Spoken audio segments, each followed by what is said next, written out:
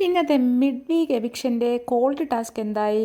അതുപോലെ തന്നെ രേണു സുധിയുടെ ഒരു പ്രൊമോ കാണിച്ചിട്ടുണ്ടായിരുന്നു. രേണു സുധിയുടെ പ്രൊമോ എന്താണ്? അക്ബറുമായിട്ട് രേണു സുധിയുടെ പ്രശ്നങ്ങളൊക്കെ സോൾവ് ചെയ്തോ?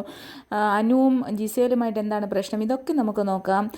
അപ്പം ഞാനിത് ഒരു വീഡിയോ ആയിട്ട് ചെയ്യുകയാണ്. രാത്രി ആയതുകൊണ്ട് തന്നെ ഞാൻ ലേറ്റായിപ്പോയി. എനിക്ക് ഷൂട്ട് ഉണ്ടായിരുന്നു. ഷൂട്ട് കഴിഞ്ഞ് വന്നതാണ്. ഓക്കെ ഗൈസ്, അപ്പോൾ എന്തായാലും എല്ലാവരും എൻ്റെ ചാനൽ ഇഷ്ടപ്പെട്ടുവാണെങ്കിൽ എല്ലാവരും സബ്സ്ക്രൈബ് ചെയ്യുക കേട്ടോ. ലൈക്ക്, കമൻറ്റ് ഇതൊക്കെ ചെയ്യുക. പിന്നെ ഒരു കാര്യം കൂടി പറയാനുണ്ട്. എൻ്റെ വീഡിയോയ്ക്കകത്ത് അത് നാളെ ഞാൻ പറയാം. ഓക്കെ, അതവിടെ നിൽക്കട്ടെ, നാളത്തെ വീഡിയോയിൽ പറയാം. അപ്പോൾ ഇന്ന് ഒരു ഉച്ച കഴിഞ്ഞ് ഞാൻ ഉച്ച വരെയുള്ള അപ്ഡേഷൻസൊക്കെ ഇട്ടിട്ടാണ് പോയത്. അപ്പോൾ ഉച്ച കഴിഞ്ഞിട്ട് വന്ന് നമുക്ക് വൈകുന്നേരം ആയപ്പോഴത്തേക്കാണ് ടാസ്ക് വന്നത്. ആ ടാസ്കിൽ കോൾഡ് ടാസ്ക് ആയിരുന്നു. ഫ്രിഡ്ജിലേക്ക് സാധനങ്ങൾ, നമുക്ക് ഫ്രിഡ്ജിൽ ആവശ്യമുള്ള സാധനങ്ങൾ വച്ച് നിറയ്ക്കുക. ഏറ്റവും കൂടുതൽ സാധനങ്ങൾ വെക്കുന്ന ആൾക്കായിരുന്നു അവരുടെ പോയിൻ്റ് കിട്ടുന്നത്. പക്ഷേ നമ്മുടെ അനീഷിൻ്റെ ടീം അപ്പാനിയും നമ്മുടെ അനുമോളുമായിരുന്നു. മാക്സിമം സാധനങ്ങൾ അവർ എടുത്തു. ഒരു വലിയ ബാഗൊക്കെ തള്ളി കയറ്റി ഫ്രിഡ്ജ് അടയ്ക്കാൻ പറ്റാതൊക്കെ നിൽക്കുന്നുണ്ടായിരുന്നു. പക്ഷേ അവർക്ക് എടുത്ത സാധനങ്ങൾ പലതും ഫ്രിഡ്ജിൽ വെക്കാൻ പറ്റാത്തതായിരുന്നു. 64 എണ്ണമായിരുന്നു അവരുടെ കൗണ്ട് ചെയ്തപ്പോൾ. പക്ഷേ ബിഗ് ബോസിനോട് ചോദിച്ചപ്പോൾ ബിഗ് ബോസ് പറഞ്ഞു ടൂൾസ് ബോക്സ് ഒക്കെ ഉണ്ടായിരുന്നു, അതൊന്നും പറ്റില്ല എന്ന് പറഞ്ഞു. അങ്ങനെ അവർക്ക് 24 അപ്പോൾ ഈ ഒരു ടാസ്കിൽ ഏറ്റവും കൂടുതൽ പോയിന്റ് നേടിയത് ഒനിയലിൻ്റെ ടീമാണ് കേട്ടോ. അതിനുശേഷം ആര്യൻ്റെ ടീമും, അതുപോലെ നമ്മുടെ ആര്യൻ എന്ന് പറഞ്ഞു കഴിഞ്ഞാൽ നമ്മുടെ റെന ഫാത്തിമ, പിന്നെ സരിക, ഷാരിക, അനീഷ്, രേണു സുധി. അപ്പോൾ ഇത്രയും ടീമായിരുന്നു. എന്തായാലും ഫസ്റ്റ് ഒണിയലിൻ്റെ ടീമായിരുന്നു ഏറ്റവും കൂടുതൽ പോയിന്റ് നേടിയത്. എന്തായാലും സ്കോർ ബോർഡിൽ ഏറ്റവും അവസാനത്തെ 2 സ്ഥാനത്ത് ഇപ്പോഴും അനീഷും ഷാരികയുമാണ് നിൽക്കുന്നത്. അതിനുശേഷം പിന്നെ ഞാൻ നേരത്തെ പറഞ്ഞ കാര്യം, പിന്നെ രേണു സുധിയുടെ ഒരു പ്രൊമോ നമ്മുടെ ഏഷ്യാനെറ്റിൽ കാണിച്ചിട്ടുണ്ടായിരുന്നു. ആ പ്രൊമോയുടെ കാര്യം എന്ന് പറഞ്ഞാൽ അക്ബറും രേണു സുധിയും തമ്മിൽ ഈ എന്താ പറയുക, നമ്മുടെ സെപ്റ്റി ടാങ്കിൻ്റെ ആ ഒരു വിഷയം, സെപ്റ്റി ടാങ്ക് പക്ഷേ വേട്ടപ്പെട്ടിയുടെ വിഷയമൊക്കെ ഇവിടെ കളഞ്ഞു. സെപ്റ്റി ടാങ്കിൽ പിടിച്ചുകൊണ്ട് നിൽക്കുകയാണ് നമ്മുടെ രേണു കണ്ണാടി വന്നിട്ട് ഇങ്ങനെ സ്വന്തമായിട്ട് വർത്തമാനം പറഞ്ഞുകൊണ്ടിരിക്കുകയാണ്. ഞാൻ ഒരിക്കലും ക്ഷമിക്കില്ല. അതിൻ്റെ പ്രധാനപ്പെട്ട കാരണമെന്ന് പറഞ്ഞാൽ ഷാരിക പറഞ്ഞിട്ടുണ്ടായിരുന്നു, രേണു നീ ക്ഷമിക്കരുത്, കാരണം അക്ബറിന് പുറത്ത് ഭയങ്കര നെഗറ്റീവാണ്, നീ അപ്പോൾ പോസിറ്റീവായി മാറി എന്നൊക്കെ. എന്താ പറഞ്ഞാൽ, വെറുതെ ആവശ്യമില്ലാത്ത കണ്ടൻറ് ഇല്ലാത്തത് കൊണ്ട് ഈ കണ്ടൻറ്റിനെ പിടിച്ച് വെറുതെ കയറി പോവാണ്. അന്നില്ലാത്ത പ്രശ്നങ്ങളാണ് പിന്നീട് നെക്സ്റ്റ് വീക്കിൽ വന്നുകൊണ്ടിരിക്കുന്നത്.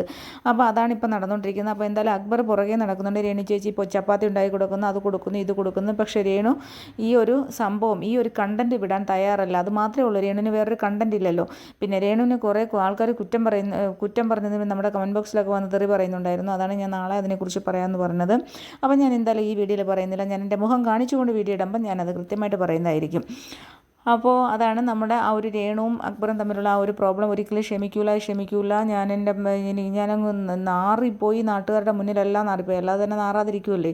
ഇവിടെ അങ്ങ് ഭയങ്കര നല്ലതങ്ങാണ്ട് ചെയ്തിട്ട് പോയതാണ്. നാട്ടുകാരെ മുഴുവൻ തന്തയ്ക്ക് വിളിച്ച്, ബിഷപ്പിനെയും തന്തയ്ക്ക് വിളിച്ചു, മറുനാടനെയും തന്തയ്ക്ക് വിളിച്ച്, വീട് വെച്ച് കൊടുത്തവരെയും തന്തയ്ക്ക് വിളിച്ച്, ഇനി വിളിക്കാൻ ആരുമില്ല. അത്രമാത്രം ഇപ്പം അവിടെ ചെന്നിരുന്ന് മുടി വെച്ച് കൊടുത്തവർ കൊളാബ് ചെയ്ത് ഫ്രീ ആയിട്ട് മുടിയോ എന്താതൊക്കെ വെച്ച് കൊടുത്ത ആൾക്കാരെയും ചീത്തയും വിളിച്ചിട്ടിരിക്കുന്നു. അപ്പോൾ പിന്നെ അങ്ങനെയുള്ള ഒരാളാണ്, അയ്യോ എന്നെ ആരും ഇങ്ങനെ പറഞ്ഞിട്ടില്ല എന്ന് പറയുന്നത്. പറയാൻ ആരെങ്കിലും ഉണ്ടോ എന്നുള്ളത് മാത്രം നോക്കിയാൽ മതി.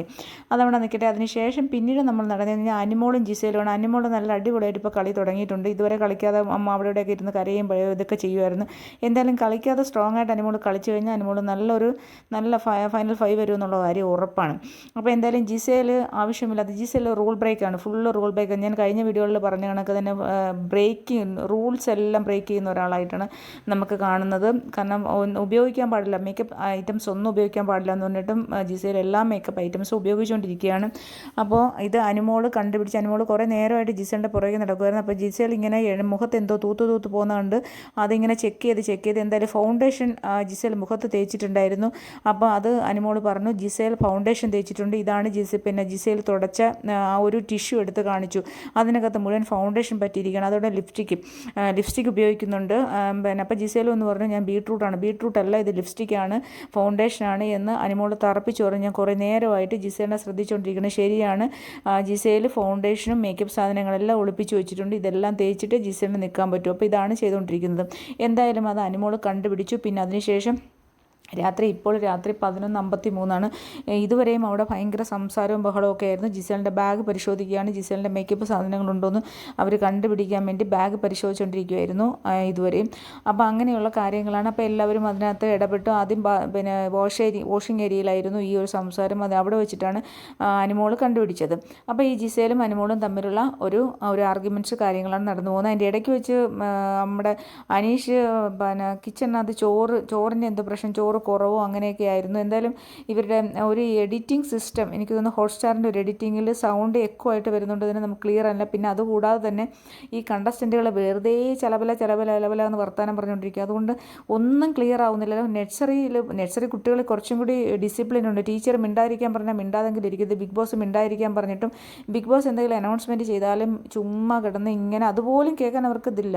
ഒരു ടാസ്ക് കൊടുത്തിട്ട് തന്നെ ബിഗ് ബോസ് എത്ര പ്രാവശ്യമാണ് ടാസ്കിൻ്റെ റൂൾസ് പറഞ്ഞു കൊടുക്കുന്നത്, പക്ഷേ അവരത് കേൾക്കുന്നില്ല. അവർ ചുമ്മാ കിടന്ന് സംസാരിക്കുകയാണ്, ബഹളം ഉണ്ടാക്കുകയാണ്. ഇല്ല, വളരെ മെച്യൂരിറ്റി ഇല്ലായ്മയാണ് കാണിക്കുന്നത്. ഒരു മെച്യൂരിറ്റി ഇല്ലാത്ത കണ്ടസ്റ്റൻറ്റുകളാണ് ഇപ്പോൾ വന്നിരിക്കുന്നത്, ഉള്ളത് പറയാതിരിക്കാൻ വയ്യ കേട്ടോ. അപ്പം ബാക്കിയുള്ളത് നാളെ ഞാൻ രേണു സുധിയുടെ കുറേ കമൻറ്റ് ചെയ്ത കുറേ ആൾക്കാർ, രേണു സുധിയെപ്പോലുള്ള കുറേ ആൾക്കാരുടെ കമൻറ്റിനുള്ള മറുപടി ഞാൻ നാളെ തരാം. ഓക്കെ ഗൈസ്, അപ്പോൾ എല്ലാവർക്കും ഗുഡ് നൈറ്റ്. എല്ലാവരും സബ്സ്ക്രൈബ് ചെയ്യുക, കമൻറ്റ് ചെയ്യുക, ലൈക്ക് ചെയ്യുക. അപ്പോൾ താങ്ക് യു, ഗുഡ് നൈറ്റ്.